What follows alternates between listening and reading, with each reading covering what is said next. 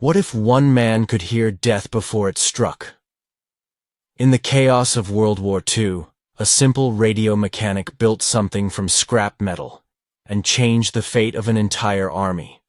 This is the forgotten story of the man who taught machines to listen.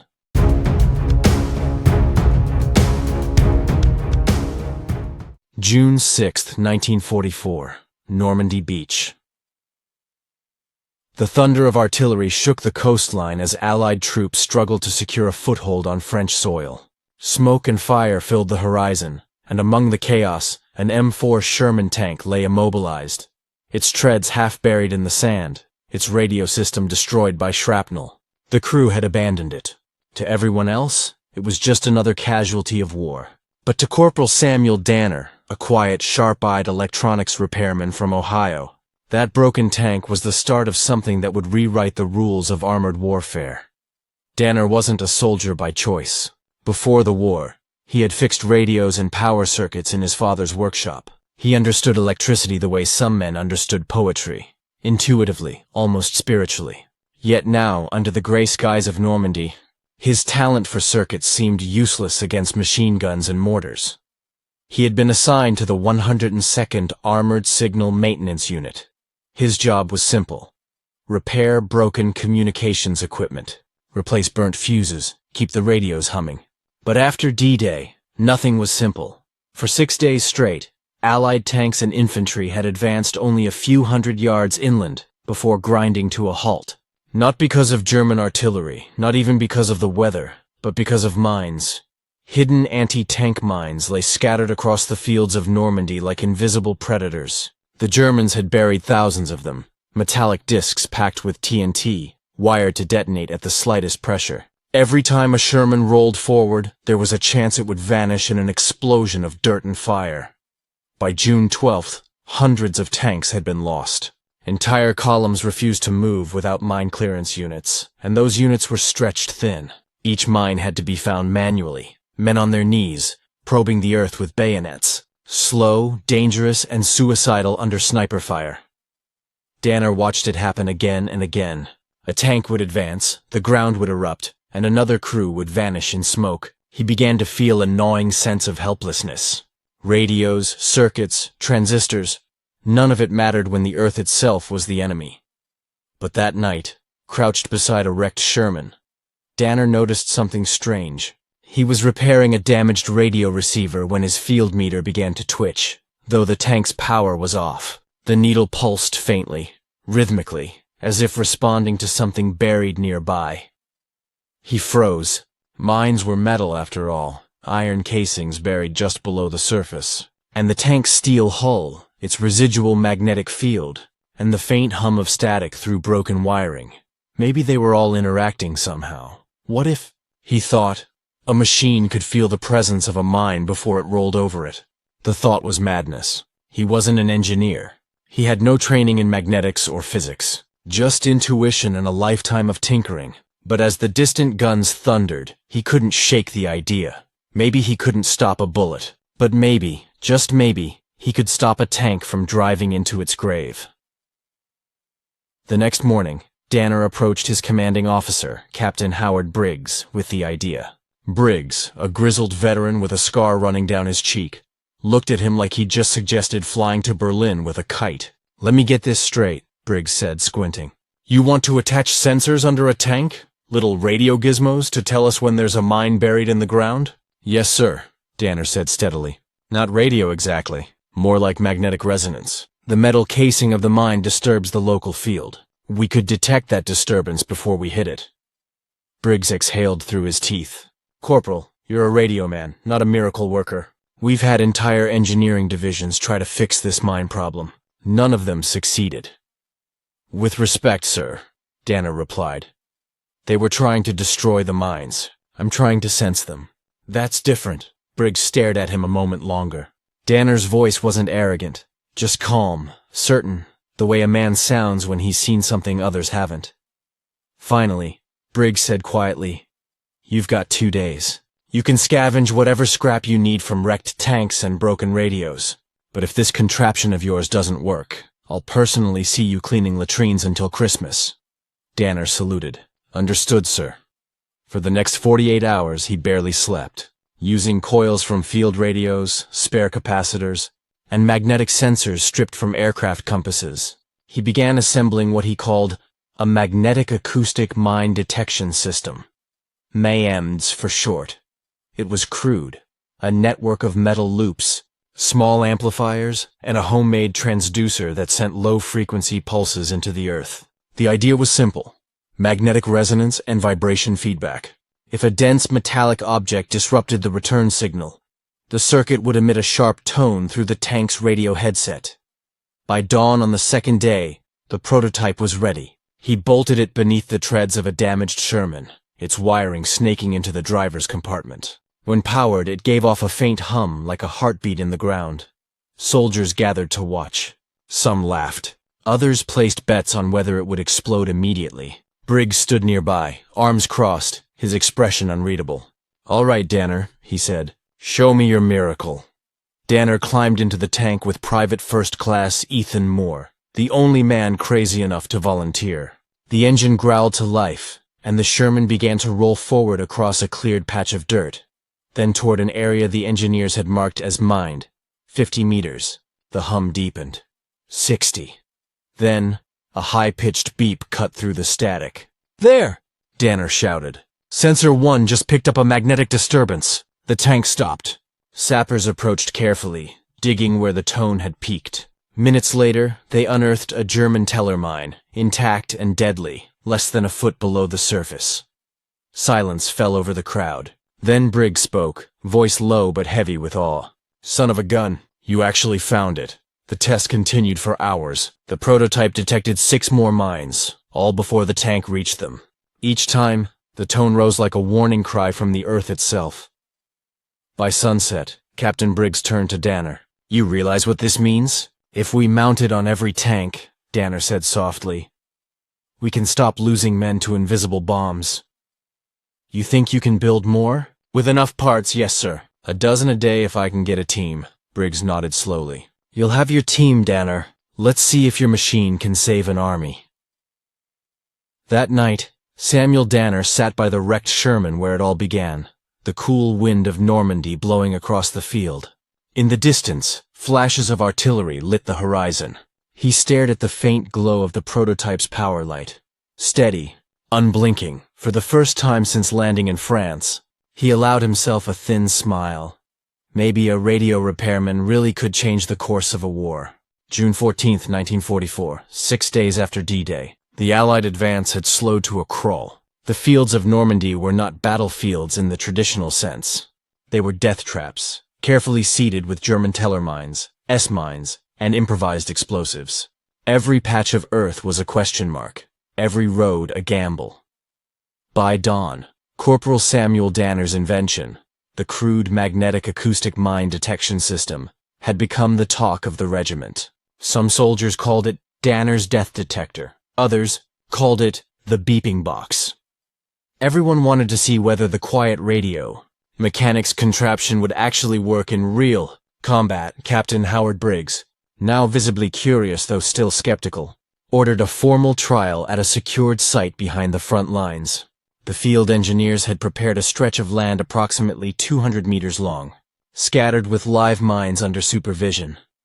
Danner's prototype was mounted under the hull of a Sherman tank, connected by a mess of wires into the driver's compartment. A small oscilloscope, a pair of radio headphones, and a toggle switch were all the crew had to rely on. Private Ethan Moore sat in the driver's seat again, his knuckles white on the controls. "You sure this thing won't blow us sky high, Sam?" "Only if I miscalculated the resonance feedback," Danner said, trying to sound confident. "And did you?" "We'll find out soon enough." Outside, Captain Briggs gave the signal. "Begin the test." The Sherman rumbled forward, its heavy treads crushing the damp soil. The air hung thick with tension. Every eye was on that tank, and every man half expected it to vanish in a burst of flame. 50 meters, nothing. 70 meters. A faint pulse flickered across the scope. "Signal fluctuation, north quadrant," Danner said over the intercom. "Stop, now." The tank ground to a halt. A team of sappers moved in cautiously, sweeping the area with mine probes.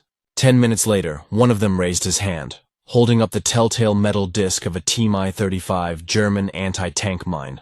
The crowd erupted. One detection might have been luck, but then it happened again, and again. By the end of the hour, the system had accurately located 12 out of 13 buried mines, each at an average distance of 90 to 100 meters. Even the hard-edged Briggs had to admit it.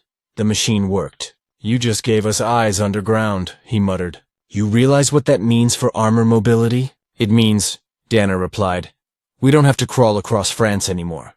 But the next phase wouldn't be as safe. Finding mines in a test field was one thing. Finding them under fire was another. Briggs didn't wait long. "We're going to run it live," he told Danner that afternoon. "There's a German machine gun nest just beyond the village of St. Clair. The approach road is mined to hell. Our tanks can't get through. If your detector works there, we'll prove it beyond question." Danner hesitated. "Under enemy fire, sir?" Briggs smiled grimly. "War doesn't wait for lab conditions, Corporal." That night, Danner modified the prototype. He added a directional frequency amplifier to strengthen the magnetic pulse, and adjusted the sensitivity so it could filter out interference from the tank's own steel hull. His fingers were blistered from soldering, his uniform streaked with grease. Private Moore watched quietly as Danner worked by lantern light. "You ever think you might be too smart for your own good?" "If I were smarter," Danner said, not looking up, "I'd have stayed home." By 3 a.m., the system was ready. The tank, now nicknamed Seeker 1, gleamed under the moonlight, its belly lined with coils and wires that made it look almost alive. Dawn came gray and cold. The crew climbed in, joined by an infantry escort. Captain Briggs stood by the roadside with binoculars, giving final orders. "Your objective is to reach the edge of St. Clair. Map the mines. If you make it through, we move the rest of the column in." "Simple as that," Danner nodded. Simple, he thought. Nothing about this is simple. The tank lurched forward, engines roaring. The ground was uneven, churned up by shell fire. For the first 100 meters, silence. Then, beep! A single tone broke through the static. "Reading at 80 meters, Danner said. "Bearing right side." "Copy that," Moore replied, slowing. The signal peaked. The crew halted. Outside, engineers marked the location. Another teller mine. It continued like that for the next half hour. A pattern of movement, tone, halt, confirmation. Danner's crude array became a lifeline, the tank's senses extending beyond sight, beyond sound, into the invisible field of buried death. Then came the moment they'd all dreaded. A distant crack, rifle fire. The Germans had spotted them. Bullets rattled off the hull like hail. Moore cursed, ducking instinctively. "We're under fire! Keep moving!" Danner yelled. "Follow the signals." The sensor tone wavered. A higher pitch, stronger amplitude. Danner's eyes widened. "Major magnetic mass dead ahead. Big one. Back up now." Moore reversed hard. A second later, a deafening explosion tore open the road where they'd been seconds before. Dirt and smoke filled the air. The tank rocked violently but remained intact. "That was a minefield trigger," Danner breathed. "We just avoided a chain detonation." "And saved the whole damn crew," Moore replied, grinning shakily. When they finally reached the outskirts of St. Clair, Danner's system had detected and helped disarm 27 mines. The infantry followed safely behind, clearing the road for the first armored column to pass through in days. Back at command post, Captain Briggs walked up to Danner, his face streaked with grime but his eyes bright. "You just made the impossible possible, Corporal. How fast can we equip the rest of the division? If we can salvage enough coils from the radio stockpile, sir, maybe a dozen systems a day." "Not good enough." Briggs paused, then clapped him on the shoulder. "I'll get you 50 technicians. You'll have 100 tanks fitted by the end of the week." He turned away, shouting orders to his aides. The legend of the Mineseeker was about to begin. That evening, Danner sat outside the makeshift workshop, listening to the distant rumble of artillery. His fingers still buzzed from the vibration of the tank's console, his mind replaying every near miss.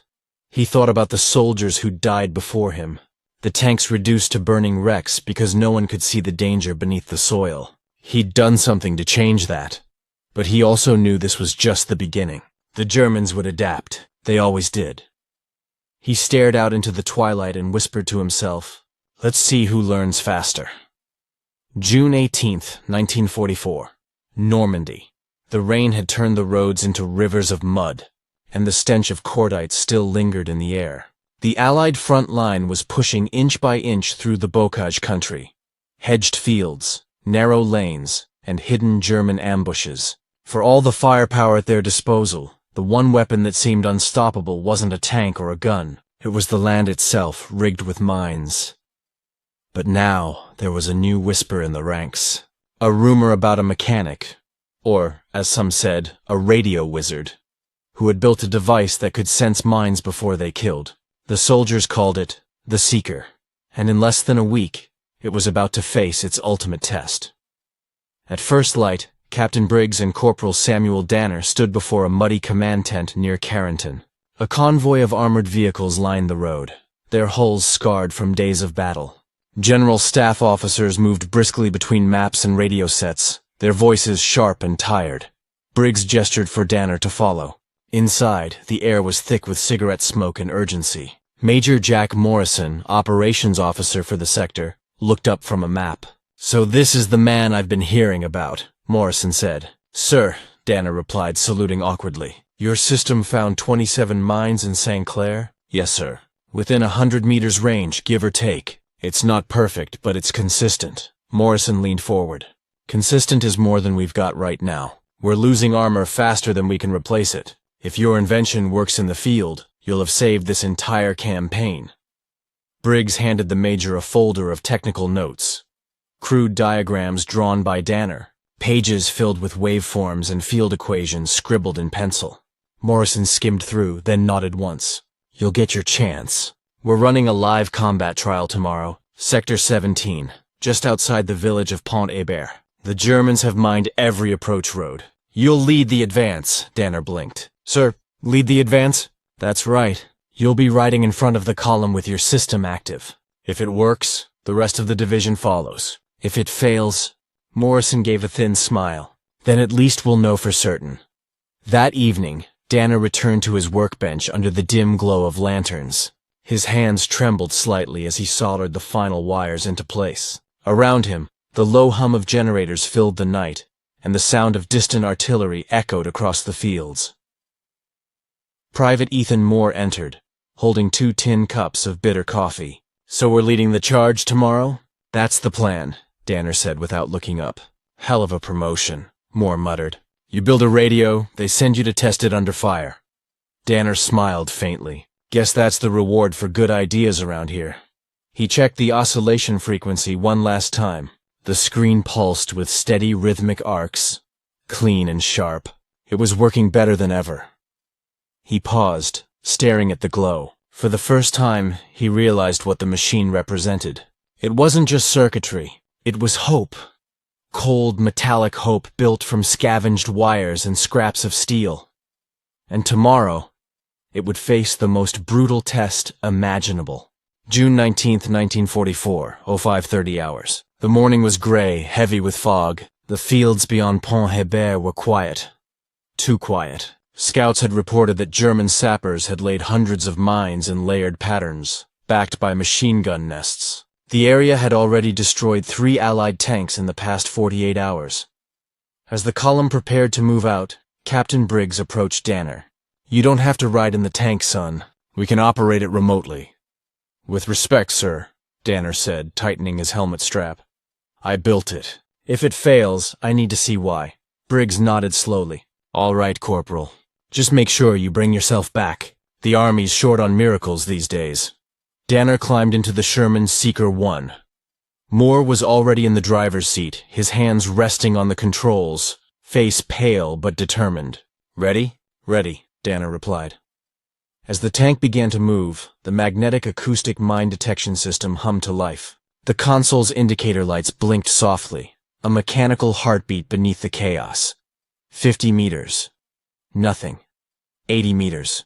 A soft tone began to rise. "Contact, front right," Danner said into the radio. "Possible mine cluster." The tank stopped. Engineers moved forward with probes, and within minutes unearthed a chain of teller mines buried in a shallow arc across the road.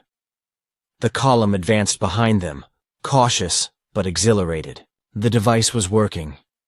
But 20 minutes later, everything went wrong. A German PaK-40 anti-tank gun opened fire from the hedgerow ahead. The first shell struck 10 meters to the left, spraying mud across the Sherman's hull. More swore, flooring the accelerator. The tank lurched forward, the sensor system flickering wildly from the vibration. "We're losing calibration!" Danner shouted. "Hold steady! I need a clean signal!" Holding steady's not an option right now. Moore barked as another shell whistled past. Then, suddenly, a spike on the monitor. "Major mass reading! 40 meters dead ahead! It's too close!" The explosion tore the ground apart, throwing the tank sideways. The blast wasn't direct, but close enough to rattle every bolt. Dust filled the compartment. The lights flickered out. For a few seconds, there was only ringing silence. Moore coughed. "You alive?" "Yeah," Danner wheezed. "The system's fried, but it caught it. It caught it just before detonation. We moved too late."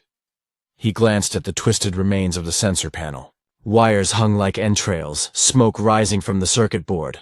Yet even in its failure, it had saved them. "We can fix it," he said, voice hoarse but steady. "We just need shielding, better grounding, and stronger coils." They limped back to command an hour later. The tank was scorched, its electronics fried, but the data spoke for itself. The system had detected every mine it passed before being hit by shrapnel.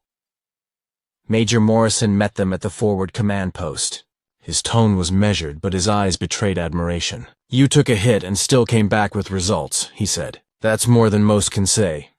"It needs refinement," Danner replied. "But it works. It works under fire," Morrison nodded. "Then we'll refine it. I'm sending a report to General Bradley tonight. You're going to need a larger team, Sergeant." Danner blinked. "Sergeant? Promotion, effective immediately. Consider it your reward for keeping my tanks alive." That night, Danner sat beside the wrecked Seeker 1, now half buried in mud. The horizon glowed red from distant bombardments. In his lap lay the burned-out sensor array, the first of its kind. He turned it over in his hands, feeling the rough edges, the scent of oil and ozone still clinging to the metal. He knew what would come next: replication, testing, production. If it succeeded, thousands of tanks would carry his invention into battle. But for now, all he could feel was exhaustion, and a quiet awe that something he'd built from broken parts had actually worked. He looked up at the dark sky and whispered to no one in particular, "Let's see how far this signal can go." June 24th, 1944, Normandy, France. The once quiet farmlands had become a maze of mud, smoke, and shattered steel. For weeks, the Allied advance had been stifled not by enemy tanks, but by the earth itself. The minefields were everywhere, invisible, patient killers waiting beneath the soil. But over the last few days, the tide had begun to shift. Word had spread across the front lines of a new weapon. Not one that destroyed, but one that saw. Soldiers whispered about it in foxholes. Mechanics argued about it in motor pools. They called it the Danner system, the machine that could hear the ground breathe. At a makeshift command post outside St. Lo, General Omar Bradley arrived under escort. He was a practical man, not easily impressed by gadgets or miracles, but the reports were undeniable. Wherever Danner's invention went, mine casualties plummeted. Captain Briggs stood waiting beside Danner, who had hastily cleaned the grease from his hands but still looked every bit the exhausted engineer. Beside them sat a tank retrofitted with the MAMDS Mk2, the second-generation magnetic-acoustic mine detection system. Bradley approached, his boots crunching in the mud. "You're Corporal Danner?" "Sergeant now, sir," Briggs interjected. "Sergeant?" Bradley corrected with a faint smile. "You built this contraption?" "Yes, sir, with a few salvaged parts and some luck." "Luck?" Bradley said, raising an eyebrow. "Luck that it worked before it killed us." Bradley chuckled. "Well, luck or not, the reports say you've saved more tanks than any mine-sweeping regiment in the theater. Let's see it in action." The demonstration began just after noon. The tank rolled out across a stretch of open terrain that had been partially cleared, but still contained active mines. The detector system pulsed in rhythmic beats, a low thrum that resonated through the hull. Danner sat inside, adjusting the sensitivity knob as the tank moved. At 70 meters, the first alarm went off, a sharp tone that cut through the static. The crew halted, engineers probed the soil, and within minutes uncovered a German S-mine. Bradley nodded slightly. At 90 meters, another signal. Another mine, then another. Within 20 minutes, the MAMDS had located 15 mines across a 300-meter corridor without triggering a single one. The test was flawless. Bradley turned to his adjutant. Get me Eisenhower's headquarters. Tell them we're authorizing immediate field deployment. Every armored division gets these systems by the end of the month. Then he turned back to Danner.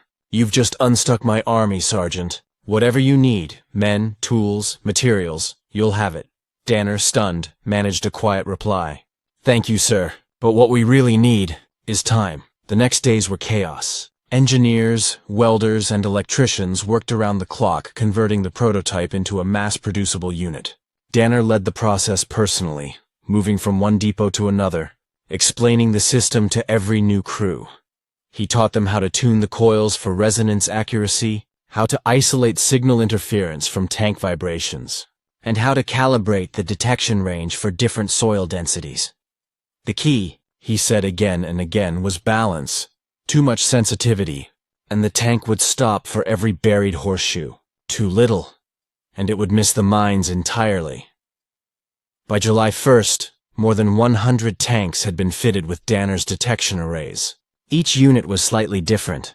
No two welds were alike, but they all worked. The first operational deployment began that week near St. Lo, where mine density was at its worst. The results were immediate and staggering. Columns that had once advanced mere yards a day were now covering miles. Mine casualties dropped by 80% in some divisions. The Germans, confused and alarmed, began to notice that their carefully laid traps were no longer slowing the Americans down.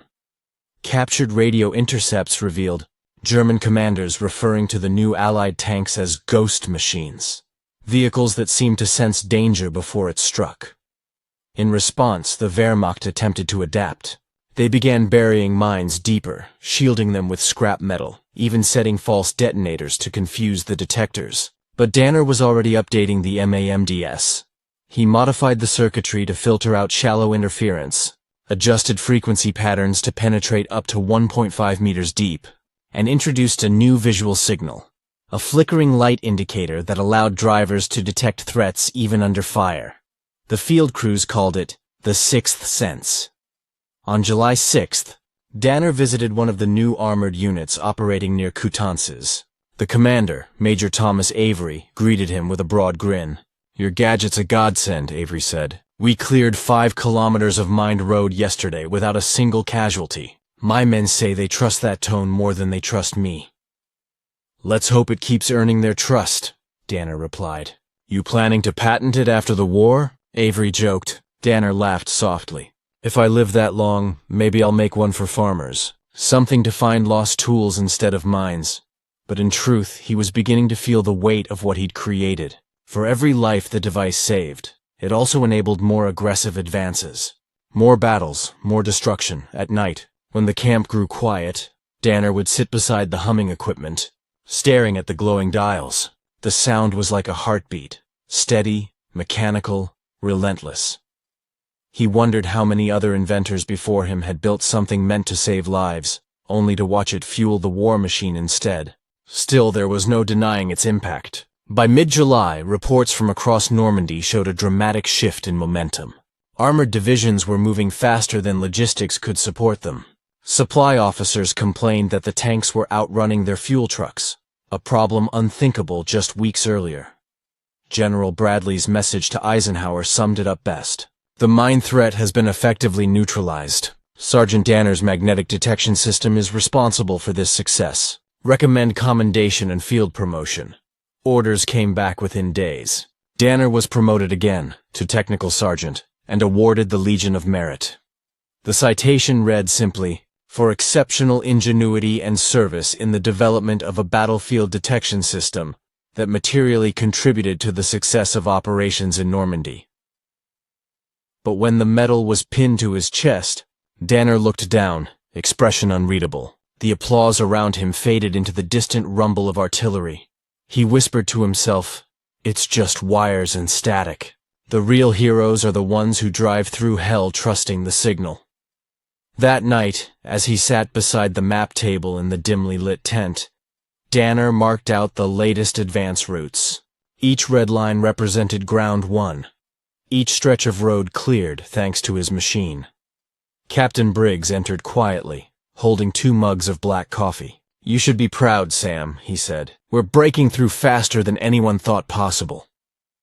Danner shook his head slowly. "Pride doesn't sit well in a place like this. I just keep thinking, what if someone else had thought of it sooner? How many tanks, how many men would still be alive?" Briggs placed a hand on his shoulder. "You can't measure the war by ghosts, son. You measure it by who's still standing. And because of you, that's a lot more men than there used to be." Outside, the night sky was lit with tracer fire and distant flares. The war still raged, but for the first time since the landings, the Allies were no longer crawling forward. They were charging.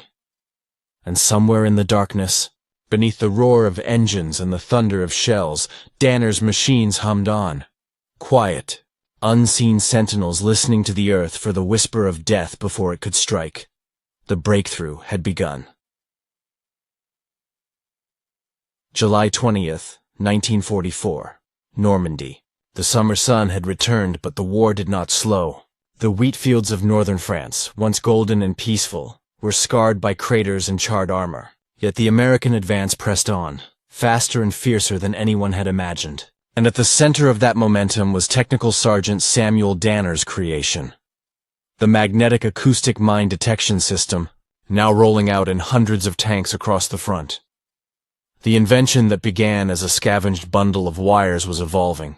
Danner had turned from a tinkerer into the reluctant architect of a revolution in armored warfare.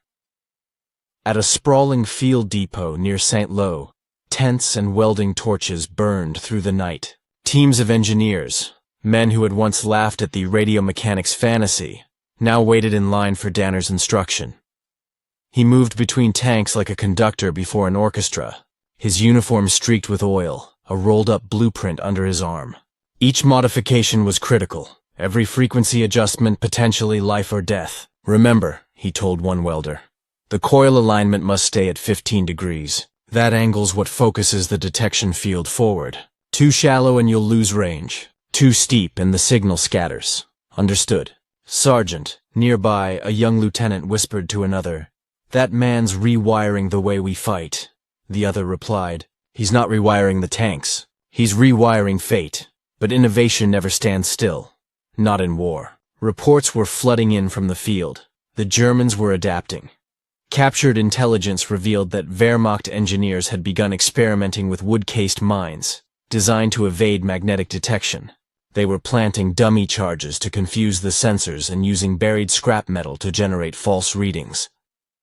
When Captain Briggs brought the first report to Danner, the sergeant barely reacted. He simply nodded. "Of course they are. That's what I do." Then he picked up his soldering iron and went back to work. By the next morning, he had already drafted a countermeasure, a dual-spectrum detection array. Instead of relying solely on magnetic resonance, the system would now emit a faint, low-frequency vibration, reading the echo response of buried material. Metal rang differently than wood or earth. It was in essence sonar for soil. Within days, the MAMDS Mk3 was born. Its detection range was shorter, about 70 meters, but its accuracy was unmatched. It could distinguish between steel, wood, and rock with remarkable precision. The new system included a small dial labeled MA mode, magnetic or acoustic, allowing operators to switch modes depending on terrain. Tank crews loved it. The soldiers nicknamed it the Whisper. The first combat test came near Tessy-sur-Vire, where a company of Shermans fitted with the Mk3 system advanced through a suspected ambush zone. As the lead tank approached a patch of disturbed earth, the detector gave a strange dual-tone warning. The crew halted, confused. When engineers dug into the soil, they discovered a layered trap. A wooden decoy mine above a buried steel-cased explosive. The Germans had hoped the decoy would fool magnetic detectors into false readings. But the dual signal feedback had caught both layers. The Whisper had just proven itself smarter than the enemy's countermeasure. By late July, Danner's systems were being fitted not just to tanks, but to half-tracks, engineering vehicles, and armored bulldozers clearing routes for infantry. The once chaotic Normandy roads were becoming safe corridors of advance. At headquarters, General Omar Bradley sent another note to Eisenhower. Enemy minefields are failing to slow our progress. Sergeant Danner's improvements have rendered several German defensive strategies obsolete. Even British units began requesting installation of the system. By the time the Allies broke through at Operation Cobra, Danner's machines were practically everywhere. But the success brought new burdens. Danner barely slept. He lived in a haze of adrenaline and fatigue, spending every waking hour testing prototypes, analyzing signal logs, and listening to tank crews describe near misses. Private Ethan Moore, his driver and closest friend, tried to convince him to rest. "Sam, you're running on fumes. You've done enough." "No," Danner muttered, hunched over a radioscope. "The Germans aren't stopping." "Why should I?" "Because you're human." "Not right now, I'm not." "Right now, I'm the only thing standing between them and 1,000 more graves." He wasn't exaggerating. Each day, dozens of lives were being saved thanks to the detectors. But every new success made him more obsessed. He began keeping a log, a small notebook filled with sketches and notes from the field. Mecha 3 strong in clay, weak in shallow gravel. Add automatic recalibration for vibration interference. Request stronger insulation. Field units overheating. It wasn't just engineering. It was survival, codified in ink. Meanwhile, the German high command grew increasingly frustrated. Reports intercepted by Allied intelligence described their confusion. Enemy armored vehicles now detect our mines before detonation. Mines appear to be located from distances exceeding 100 meters. We do not understand the mechanism. They tried everything. Pressure switches, remote detonators, even burying explosives beneath animal carcasses to disguise heat signatures. Nothing worked consistently. For the first time since the landings, the Germans were losing the unseen war beneath the ground. In early August, Danner was invited to attend a tactical meeting with General Bradley himself. The map table was covered in red arrows showing rapid Allied movement toward Avranches and Rennes. Bradley looked up. "Sergeant Danner, your machines have changed how we fight. Armor moves faster, infantry trusts the ground again. But I have one question." "Sir, can we make it better?" Danner hesitated. "Sir, the technology's at its limit. The sensors are sensitive enough to pick up a coin in the dirt. Any more power, and they'll short out the tank's own radio systems." Bradley smiled. "You're talking like an engineer, Sergeant. I'm asking as a general. Can we try?" Danner exhaled. "Yes, sir. We can try." And so began the next iteration, the Mach 4. An experimental long-range array that would later be adapted for reconnaissance vehicles and even amphibious armor. By mid-August, the MAMDS was not just a tool, it was doctrine. Tank manuals were updated. Training programs were rewritten. Crews were taught to read the tones as instinctively as they aimed their guns. Some joked that the device had a personality. "If it's humming low, she's happy," one driver said. "If she screams, you'd better stop." Danner, hearing that, smiled for the first time in weeks. His invention was alive in the minds of soldiers. No longer just wires and signals, but trust. One evening as the Allied line surged forward beyond the hedgerows, Danner and Moore stood on a ridge watching columns of tanks move through open fields. The sun was setting, casting the armor in gold. "We used to crawl through these roads," Moore said softly. "Now we fly." "That's the point," Danner replied. "Freedom of movement. That's victory." "You ever think about after the war?" Danner shrugged. "Maybe I'll build something that listens to music instead of mines." They both laughed, the first genuine laughter in months. But beneath it, Danner felt a strange melancholy. He'd built something meant to protect. Yet it existed only because men kept finding new ways to destroy. Still, the system's success was undeniable. By August's end, the Allies had broken out of Normandy. The road to Paris was open. The Germans were retreating faster than they could lay new traps. And though few soldiers ever saw his face, every man who crossed a cleared road or survived a minefield owed his life to one quiet inventor, the radio technician who had given tanks the gift of hearing. In his diary that night, Danner wrote a single line. The ground no longer hides its secrets from us. September 1944, northern France. The thunder of battle had rolled eastward. Normandy was behind them now, a graveyard of wrecked machines and broken earth. Allied forces swept across open countryside toward Paris, the pace of their advance astonishing even their own commanders. Where once the ground had hidden death beneath its surface, now tanks rolled freely, confident in the quiet hum of Danner's magnetic-acoustic mine detection system. The machine had done its job. Too well, perhaps. Technical Sergeant Samuel Danner found himself reassigned to a mobile engineering corps. His mission: oversee the installation and calibration of the MAMDS across divisions stretching from Saint-Lô to the Belgian border. Everywhere he went, soldiers treated him like a legend. Men saluted as he passed, mechanics wanted his autograph, officers wanted him in their briefings. But Danner wasn't comfortable with the attention. "I'm not a hero," he told one lieutenant who insisted on a photograph. "I'm just a man who figured out how to listen to dirt." Still, the admiration was genuine. Wherever his system went, lives were spared. Infantry could advance without fear. Convoys could move supplies through once deadly routes. For the first time since D-Day, the Allies owned the roads. But Danner couldn't ignore the irony. His invention, designed to save lives, was now enabling faster offensives that killed more Germans each day. At an airfield near Chartres, Danner met with Major Thomas Avery, the armored commander he'd befriended weeks earlier. Avery's division had been among the first to field the magnetic-acoustic system.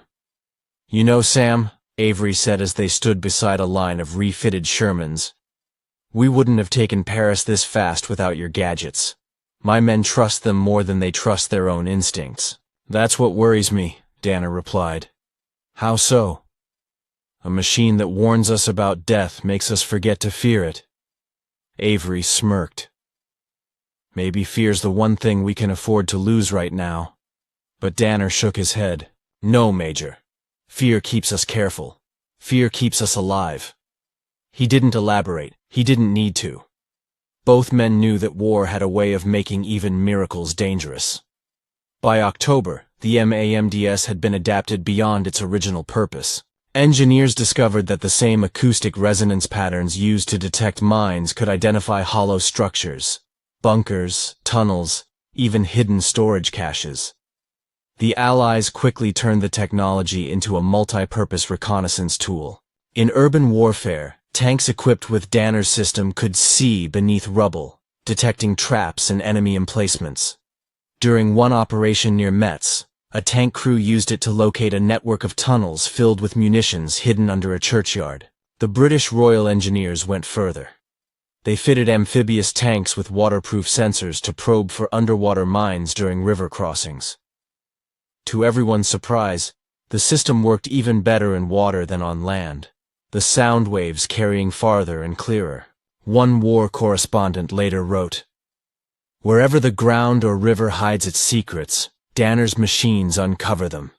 It's as though the Allies have given their tanks ears, and the earth can no longer whisper in German." The story made it to newspapers back home. Overnight, Danner became a household name. The mechanic who could hear the enemy. He hated it. Letters began arriving from civilians, some thanking him, others begging him to help end the war faster.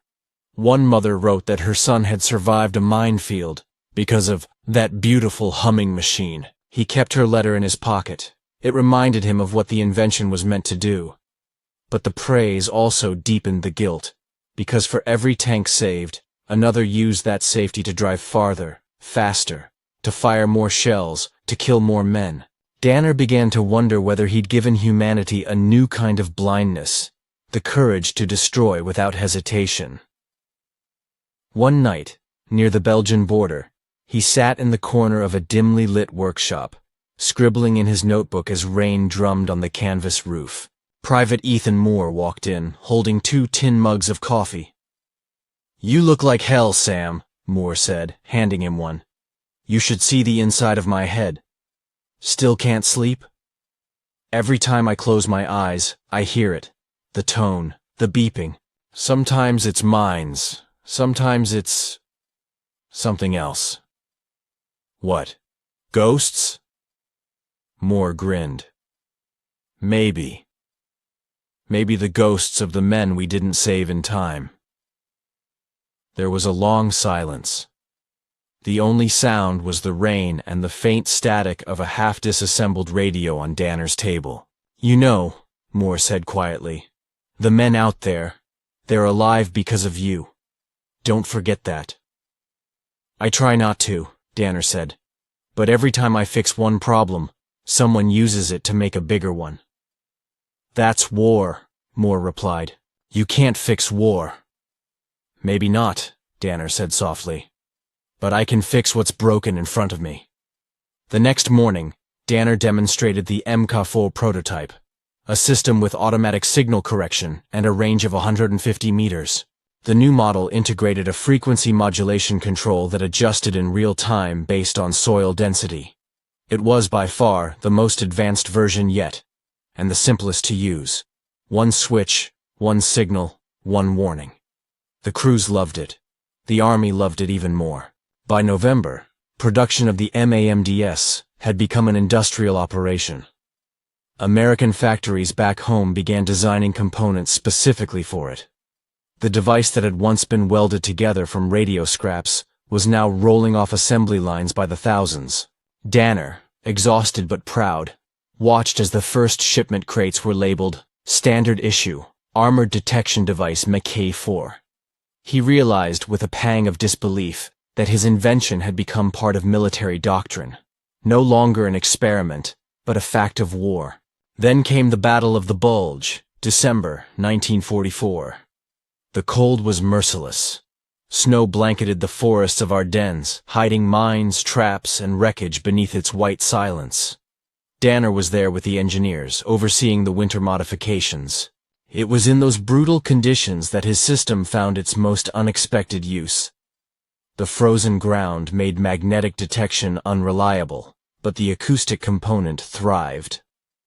The vibration waves bounced through snow and ice like sonar, mapping obstacles invisible to the human eye. Tanks equipped with the system used it to clear paths through snow-covered roads, even pushing aside wreckage and trees. In one report, a crew used the signal feedback to locate a disabled German tank buried under snow, then used the resonance echo to shove it aside, clearing the route for an entire column. Danner read the report and shook his head, half amused. I built a device to detect death, he said to Moore. Now they're using it as a snowplow. That's called versatility, Sam. That's called madness. By early 1945, as Allied forces crossed into Germany, Danner's machines had become as common as rifles. Most crews no longer knew who had invented them. They simply called the humming signal the Guardian tone. And that, Danner realized, was the truest mark of success. When people stop seeing the invention, when it simply becomes part of survival, that's when it has done its job. But it also meant that his name, his face, his sleepless nights soldering wires by lantern light, all of it would fade, replaced by the hum of a machine that outlived him.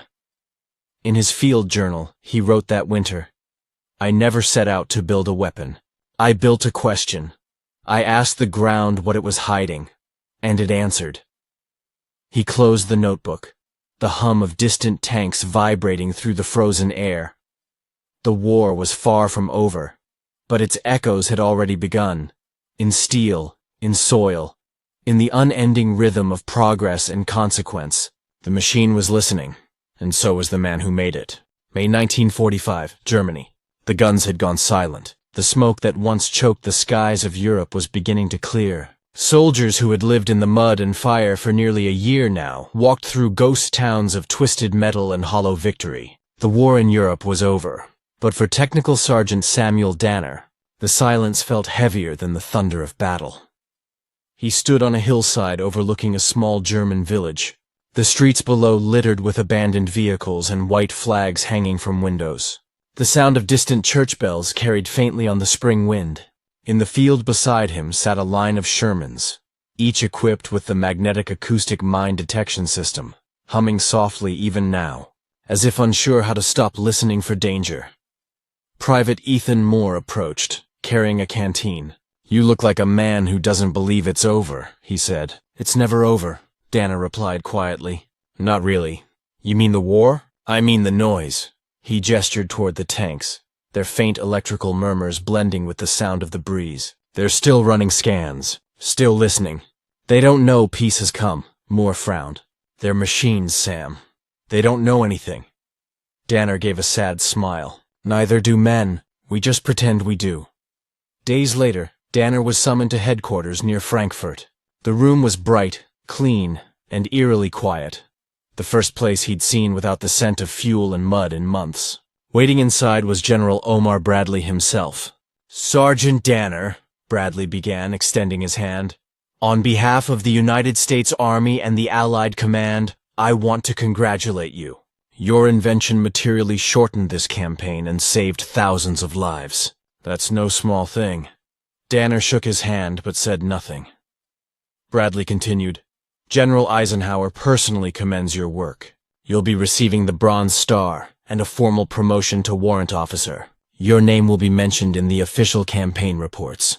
Still, Danner remained silent. Finally, Bradley lowered his voice. "Son, I've seen that look before. You think you should feel proud, but all you feel is empty." "I built something that helped men survive," Danner said softly, "but it also helped them kill faster. For every convoy that made it through safely, another reached the front sooner to drop shells on someone else." "That's the burden of every soldier who makes a difference," Bradley replied. "You gave us a tool. How we used it, that's on command, not on you." But Danner shook his head. "I built ears for death, General, and it listened well." Bradley didn't argue. After a long pause, he said simply, "You gave us victory. History will thank you, even if you can't." For the rest of the day, Danner wandered through the ruins of a once busy German town. Children played in the rubble, too young to understand what had happened. Women carried buckets of water through streets lined with burned-out vehicles.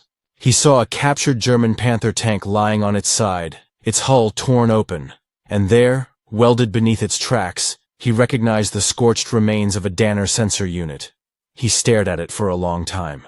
Someone, perhaps a captured engineer, perhaps a curious soldier, had tried to copy his invention. War didn't respect ownership, it only borrowed ideas until they broke. He turned away, feeling sick. In the following weeks, Danner supervised the dismantling of MAMDS units for transport back to Allied depots. Most tanks would be scrapped or refitted for occupation duty. The sensors, once essential, were now obsolete in a world without mines. One night, while overseeing a demolition crew near Kassel, he found himself staring at a pile of deactivated sensor coils. The same coils that had once pulsed like beating hearts under the armor of hundreds of tanks. The sergeant in charge approached him. "Orders are to melt them down, sir. We can use the metal for vehicle repair." "Go ahead," Danner said. Then after a pause, "They've done enough listening." He watched as the coils were tossed into the furnace, sparks flying like ghosts taking flight. It should have felt like closure. Instead, it felt like betrayal of himself, of every sleepless night spent perfecting the thing. Weeks later, he returned home to Ohio, stepping off the train into a world that had somehow moved on without him. His old workshop still smelled of solder and dust. The tools were where he'd left them before the war. His soldering iron, the cracked oscilloscope, the half-finished radio that had once inspired the first prototype. Neighbors welcomed him as a hero. The local newspaper printed his picture under the headline, "Local inventor helped win war with miracle detection device." He hated the word miracle. He repaired radios again, fixed toasters, tuned televisions. People brought him machines broken by peacetime instead of combat. But sometimes, as he twisted a screwdriver or wound a coil, he'd hear the faint echo of that old hum, the resonance that had once told him a mine lay hidden beneath the soil. He'd pause, hand trembling slightly, before shaking the memory away. In 1947, a military historian visited him, a young man named David Carter, writing a book about battlefield innovations. Mr. Danner, Carter said, your system changed armored warfare. Analysts estimate it shortened the European campaign by weeks, maybe months. Did you ever realize how important it was? Danner thought for a long moment before answering. I realized it worked. That was enough. You're too modest, Carter insisted. It was genius. Genius? Danner smiled faintly. No, it was desperation. We were losing too many men to something we couldn't see. I just built a way to see it. Carter leaned forward, notebook open. You must take pride in that. Pride? Danner looked out the window at the quiet street. You ever think about what happens when the thing you build to save lives also helps end them faster? There's no pride in that. Just a balance you can't quite measure. As years passed, Danner's name faded from the newspapers. The Army stopped mentioning the MAMDS in its official literature, replaced by newer, cleaner systems. Digital, electronic, built by corporations instead of desperate men in muddy workshops. But in military museums across Europe and America, one relic remained, a small rusted sensor coil, mounted beneath the hull of a Sherman tank. A brass plaque read, MAMDS, Magnetic-Acoustic Mine Detection System, designed by Sergeant Samuel Danner, U.S. Army, used throughout the Normandy and Western European campaigns, credited with saving thousands of Allied lives. Most visitors walked past without a glance, but occasionally a veteran would stop, touch the plaque, and smile, remembering the faint hum that had once meant safety in a world of chaos. That winter, as snow began to fall outside his window, Danner sat at his workbench, soldering a small transistor radio for a neighbor's kid. When he flipped the switch, the radio emitted a soft, familiar hum, almost the same tone his invention had made decades before. He closed his eyes. For a moment he was back in Normandy, in the mud and smoke, listening to the earth whisper. Then he opened them, smiled faintly, and tuned the radio to a jazz station. The music filled the room, warm and alive. Finally, he murmured, a signal that doesn't warn me about death. June 1985, New Jersey. 40 years had passed since the guns fell silent in Europe. The world had changed. The cities were louder, the machines smaller, and the wars more distant, but not gone. In a quiet garage at the edge of Newark, an elderly man sat alone at a workbench littered with tools, circuit boards, and a single framed photograph of a Sherman tank crawling through the hedgerows of Normandy. The man was Samuel Danner. His hands were slower now, his hair silver, but his eyes still held the same sharp focus that had once seen danger in the ground before anyone else could.